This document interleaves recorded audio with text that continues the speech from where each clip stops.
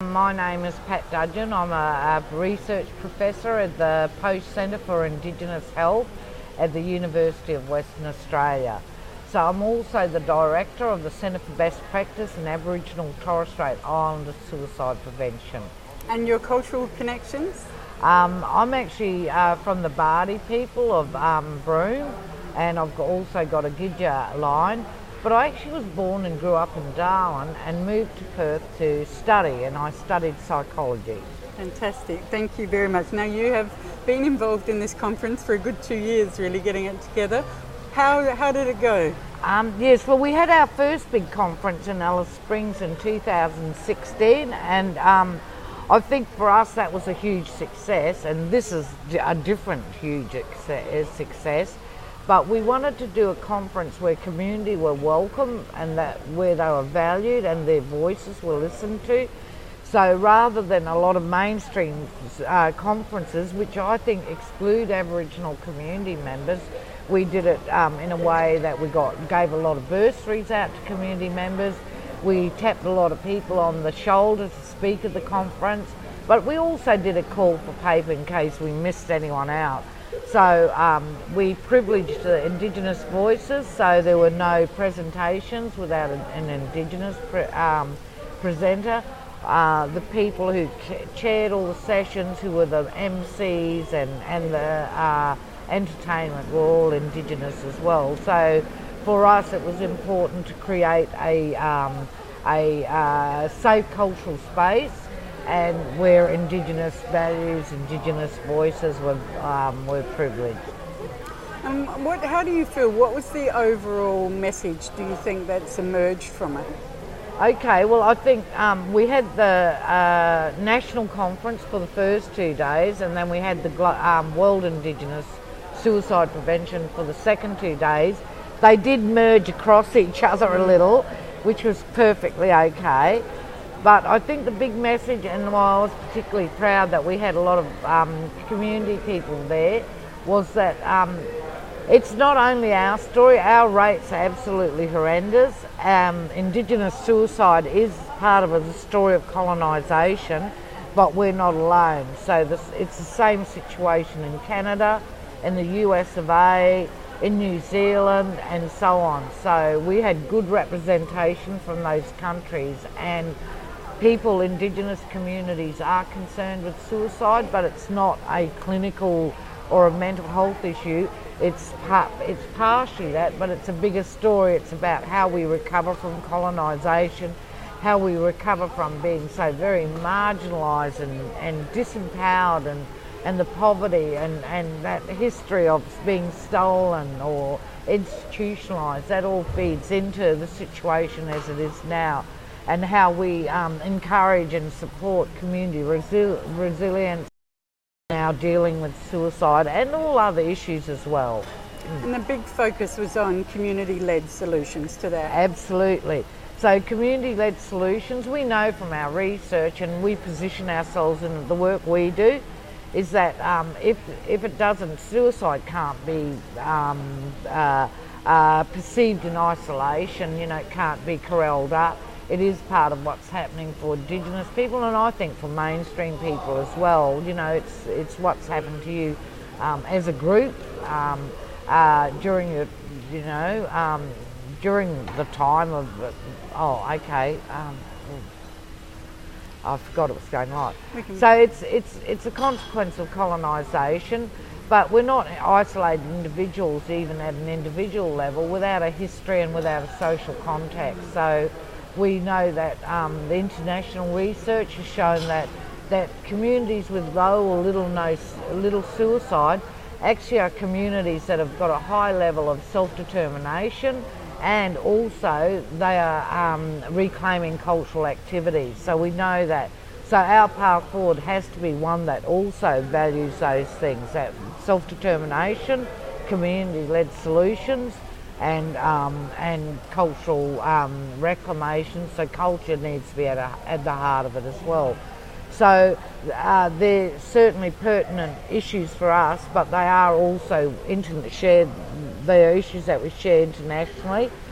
I think for me the big thing that distinguished this conference was the high level of youth. So we had a big cultural youth exchange happen between our particularly Aboriginal youth and the Canadian youth. So there was a big group of Canadian youth that came across, and they did a cultural exchange. Youth was a very strong stream throughout the conference. Culture is Life supported that and did a superb job. LGBTIQ was another strong theme throughout the conference, and again the LGBTQI folk led that stream and ensured. You know, I've been to workshops, for instance, or round tables on Indigenous youth, but there's been no youth there, so we can't do that. We get really annoyed when people do that to us, so we can't do it to our own people. We're going to talk LGBTIQ, they've got to be there sitting at that table having a voice. If we're going to talk youth have to be there having the voice. I don't know what youth want, they have to tell us what they want, and so we can faithfully represent that and try and meet those particular needs, and they are specific needs. Lived experience is another stream that we had coming through, so that's starting to emerge in mainstream, and for a lot of Aboriginal people there's not many of us that aren't touched by suicide, but I think it's a good time now we started getting a group together of people who are suicide survivors or have been bereaved by suicide, to start really talking up their specific issues. So it's time now for us to look at developing a network and a framework and ensuring that our people are up there speaking as lived experience of suicide. So what else happened? Elders, I think the elders was a really distinguishing issue. It was difficult because we did the conference in a different country 2 years ago, but we did it in the country where we live. So we were able to invite these fabulous Noongar elders to the conference, and we actually had 4 elders as our ambassadors. And boy, did they work hard. You know, we ensured that they led all the cultural activities, that they they led all the appropriate parts of the conference for themselves. They also played a big role on our healing team. So we had a huge group of counsellors who were clinical psychs, general psychs, traditional healers, mental health professionals. So they were magnificent, but they worked in closely with the elders as well when there was an issue. So I was very impressed by that. I was impressed with the elders and the commitment they gave out the conference. I was impressed with the counselling and healing team and their activities and how they worked in a culturally based manner as well. Fantastic. Now, what would you like to see come out of the conference for Aboriginal and Torres Strait Islander people, for other Indigenous people from the nations that they've come from, and then perhaps more broadly what you want? Well, I'm hoping that some networks will come from the conference, and certainly we'll be definitely going to Canada. So we handed the conference over, and I thought that was pretty moving, because we'd put our hands up for after our national conference. We had a conference 2 months later in New Zealand, and they did the first ever World Indigenous Suicide Prevention Conference. So we put our hands up and we were the next people that did the conference, so we combined a national and a World Indigenous conference. So just last night at our conference dinner, we handed over the World Conference to Canada. So I think we're seeing a legacy, and with that handover went a healing stone from New Zealand and also a healing stone from Noongar country. So that, I think that gives it cultural, substance. And so they went, the people from Canadians left with these healing stones and the legacy of a conference. So that was really fantastic. So I expect them to even excel in their conference to us. And I'm hoping that we keep going and keep a network happening, not only between ourselves but all the participants as well. So I hope that people have come together and met each other, and they'll stay in contact. So, you know, and we won't ever know how much impact that had, and I hope that that does happen. And whether it's internationally or within our nation, I hope that good networks are formed, and I think it provided communities with an opportunity to have a look at what other people were doing, coming to the conference, both in Australia and internationally. So I think that having a learning, having an opportunity to learn and listen and to talk your own programs and issues is very important. So yes, we hope to go to Canada. I think they're the big things. Knowing that we're not alone, knowing that all those main countries have got similar suicide statistics, and they're about twice or a bit more than twice that of the mainstream population. So that's important for us. And knowing that, you know, they've been decimated by colonisation as well. So it's a shared story, but also shared struggle, as you know, for equality and to overcome these issues.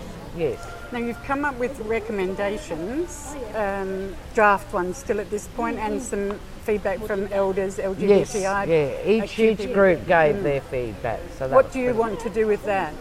We'll be putting that into a big conference report, and we'll present that to government. So I hope it doesn't get set on a shelf. I hope we go somewhere with those recommendations. I think we need to keep on really saying it to government that a change is needed, and that is, you know, probably the main message in the recommendations is put the control back into the community's hands, and that means funding as well. So until we start doing that, I think we'll always be sticking band-aids on the problem. So we need to put that money, put that control back in the hands of community. And how will you know when that's starting to happen? I think that at the moment we've got examples of it. I mean, a lot of the money in suicide prevention and mental health goes through the PHNs, for instance, and some of them have really excellent relationships with their local communities. Some don't. So it might be good to see, you know, most of that money goes straight through the AMSs or other community-controlled organisations. So that's how we'll know. It's when we know exactly how much money is happening, and that's not always easy to get a picture of neither. So exactly what funds are happening and how they're being dispersed into communities, and whether they're going to an Aboriginal community-controlled organisation or through mainstream. And I think that was one of the messages that came from the conference, is that Aboriginal people are sick of having earmarked Aboriginal monies go to other organisations and not to their organisations. So that has to change as well. Fantastic. Now one last question, because you must be exhausted. Yes. What's the personal highlight for you from the conference? Oh gosh, look, there were two personal highlights really for me. The first one was when the counsellors, or the big counselling team, and they, you know, we had about 16 people or more. They walked up on stage to show themselves, to say to everyone, we're your counsellors, we're here to help you. And not only did you have counsellors and healers, but you also had a healing squad of helpers and news counsellors. So they had a different coloured t-shirt on. But I was really proud of that, and myself and Professor Helen Milroy were sitting next to each other, and she said, you know, 10 years ago we wouldn't have been able to do that. So to see those people get up, and they come from different walks of life. We've got clinical psychs, we've got, you know, traditional healers, mental health professionals, but they're all accomplished and professional counsellors and healers. To see them get up was a pretty proud moment for me, so I was very proud of that. And the second moment was when we did the handover of the Nyungar Healing Stone to the Canadians, and they handed back with a bit of ceremony, there's ceremony around it, but a star blanket. So they had this big blanket they called a star blanket, and traditionally it was a buffalo skin, but now it's made out of materials. And they did a ceremony where they handed that to the Nyungar elders, and they wrapped it around the elders, and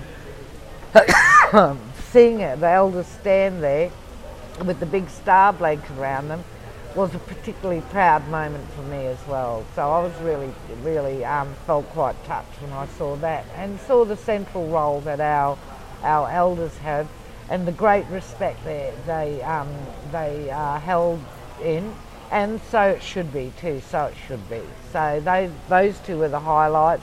Many more, you know, youth. When the youth did their song at the conference dinner, I could go on and on. The LG, you know, the 3 flags flying on the beach when we had the Welcome to Country, the Aboriginal flag, Torres Strait Island, and rainbow flag.